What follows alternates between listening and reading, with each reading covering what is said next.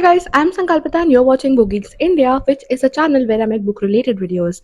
If you like books, if you love reading, make sure that you subscribe to my channel, like and share this video, and also do comment, guys. It does make a lot of difference to small YouTubers like me when you do comment. So I have been reading a lot of Japanese literature lately, and I can say one thing for sure, and that is that I am in love with Japanese literature. You can call it anything that you want, but I have become a fan and I don't see myself stopping anytime soon. So here in this video, I'm going to be talking to you about 4 amazing 5-star rated Japanese literary fictions that you would love as much as I do, because I genuinely feel, and these are like popular books, you must have heard a lot about them, and these are books that I can personally vouch for because I enjoyed reading every bit of them. So without further ado, let's get into the video. Now, the book number 1 is this one, a highly popular read, Days at the Morisaki Bookshop by Satoshi Yagisawa. This is a book that I absolutely love, and that's the reason it has to be number 1 on this list.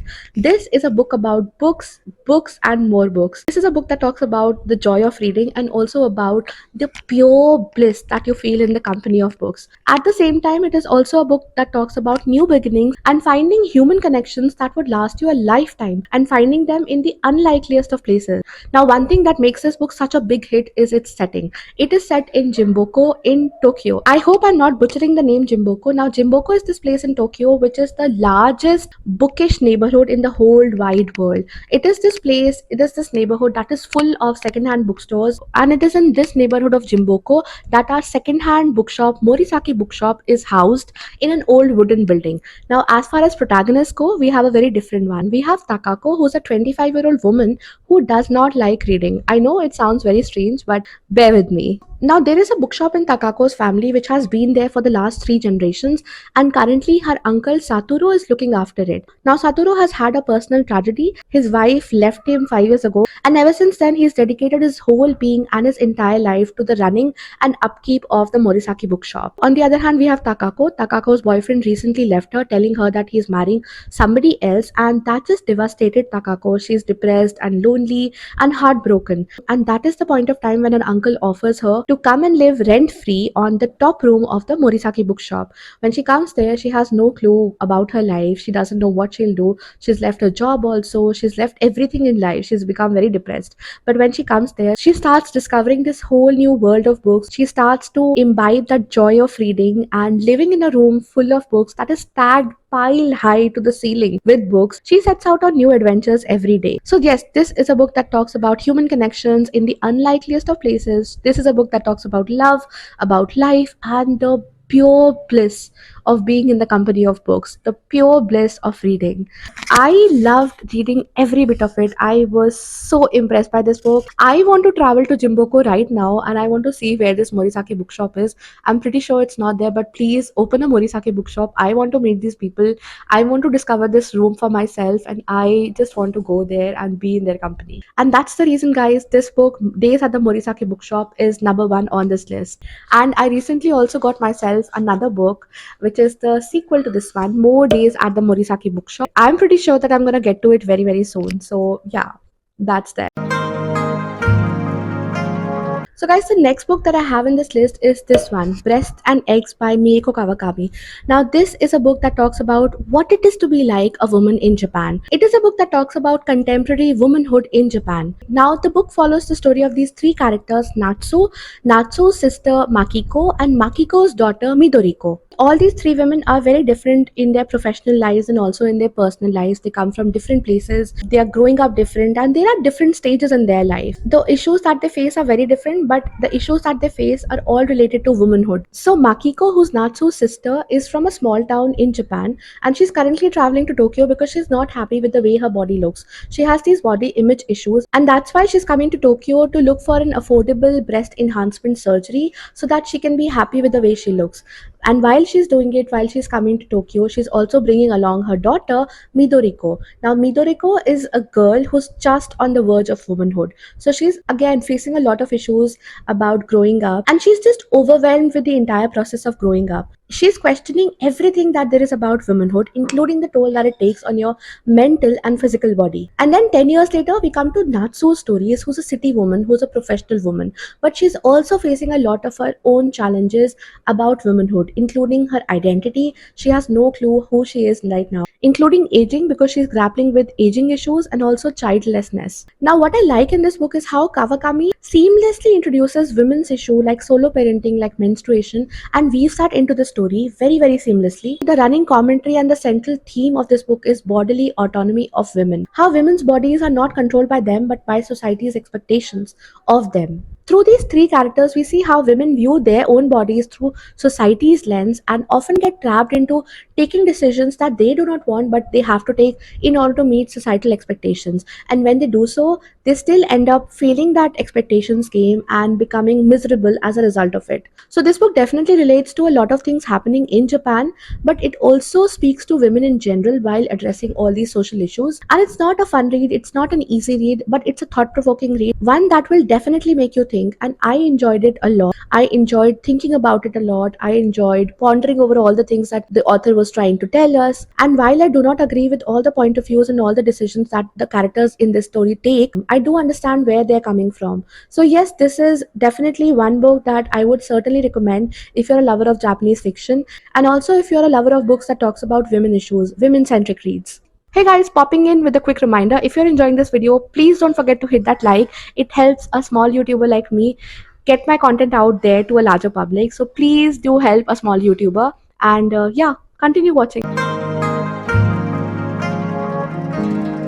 So guys, the next book that I want to talk to you about is this one, Convenience Store Woman by Sayaka Murata. Now this is a really, really popular book. I'm sure you must have seen it all over Amazon, all over Bookstagram, all over Book Twitter or Book Talk. This book is really, really popular and with good reason. It has so many things and I don't know how to put it, like how to categorize this, but it is a beautiful read. It's a mind-bending read and a read that kind of awakens you. I don't know from what slumber, but it does. Definitely it does. It has that kind of effect on you.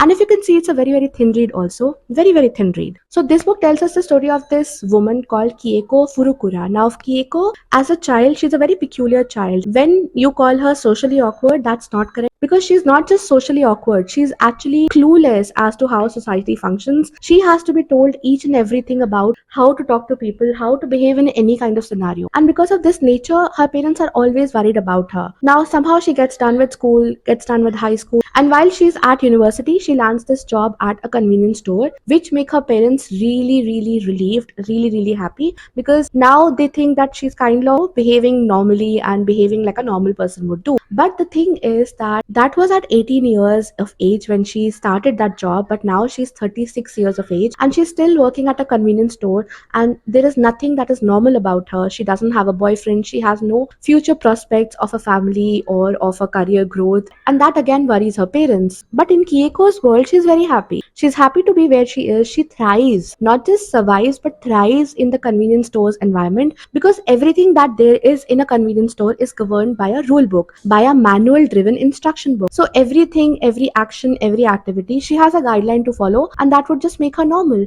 So Keiko is happy in her world, and wherever there are gaps in her mannerisms, she tries to copy the way her coworkers are dressing, the coworkers are talking, so that she will also blend in that environment. But that's never enough, right? You have to meet society's expectations. So what Keiko does is she tries to do these things to appear normal, so that she would blend in the society, so that the society would leave her alone. And at this point of time, there comes a guy in the convenience store, a really bitter, alienated kind of guy who enters Keiko's life. And what follows is the story of this book. Not just that, but a lot more is the story of this book. But I'm not gonna delve into it any deeper. You have to read it because it's a really special read. Like, I loved it. I think I would remember this book for life because it's such a powerful, impactful, intense read in such few pages. So yes, definitely one of my favorite Japanese fiction reads ever. Also guys, this book talks about the Japanese convenience store culture. So we get to have a sneak peek into how Japanese convenience stores function and into their world, little world. And at the same time, we also get to know about the outliers of the society and how they function. You get to have a deeply personal view of the outliers of the society, and that is what makes this book so special. Now, the next book that I want to talk about is this one, Miss Ice Sandwich by Mieko Kawakami. This is a book which is beautiful, beautiful, and oh so beautiful. Not because it has this complex plotline or something. It's a very, very simple story, but there lies the beauty in it. Now, this book focuses on a lot of themes, and these are the innocence and naivety of youth, and it also kind of invokes that nostalgia of childhood crushes that will immediately transport you to your own childhood days. And that's not all. There are also other themes that are explored in this one. So these are friendship and loneliness and love and the simple joys of living, the simple joys of just being. Now, the protagonist of this story is a young teenage boy who is absolutely smitten by this woman who works at the supermarket. She works there at the sandwich counter, and he's just mesmerized by the way she works, by her calm and cool demeanor. Now, just like our narrator, she's also very socially awkward. She doesn't mingle a lot, she doesn't talk a lot in her workplace area, and all of that kinds of attracts this guy. And not just that, he's also smitten by her big eyes and her electric blue eyelids, which is very, very unconventional and also her signature style. Now, he's so much in awe of her, so much attracted by her that he goes to the supermarket every single day during his holidays just so that he can have a look at Miss Ice Sandwich. And who is Miss Ice Sandwich? The lady with the electric blue eyelids. Now, he names her so because he has no clue what her name is, and he is very, very socially awkward to ask her that. So, in his mind, he names her Miss Ice Sandwich, and that is the name that continues for the rest of the story. Now, the simple storytelling is amazing. Of course, definitely it is. But what I also loved about this book is how socially awkward these two characters are, the main character, Miss Ice Sandwich, and also our teenage boy. And that socially awkwardness kind of makes them endearing and also relatable, because I kind of transported myself back to my own childhood days when I was a little socially awkward. So yeah, this book was kind of relatable to me in that way. And yes, guys, it's a beautiful story, very, very simple story. I'm not going to tell you anything more than that, except that you should go and check it out yourself. And if you can see, it's a very thin read. It will not take you a lot of time to go through it. It's a warm, tender, compelling, and heartwarming story. And yes, this book definitely makes it to one of my best Japanese fiction reads ever. So guys, these were the 4 recommendations that I have for you. I am pretty sure that you are gonna enjoy all these 4 books. These 4 books are amazing. I loved reading every single of them. The themes that they explore are different, and all of these books are very different from each other, so you would not find any kind of monotony in them. I'm also aware that a lot of people are reading Japanese crime thriller. Japanese crime fiction is also on the rise right now, and I am definitely planning to get into that genre. But as far as now is concerned, these are Japanese fiction, literary fiction that will blow your mind, that will melt your heart. So go get your hands on them. You will certainly not be disappointed. And do let me know if you have read any Japanese fiction lately. Which is your favorite Japanese literature book in the comments below. Also, guys, do like this video and share this content with your friend if you think they'll enjoy this. And that's me signing off. I will be back with another video super, super soon. Until then, bye.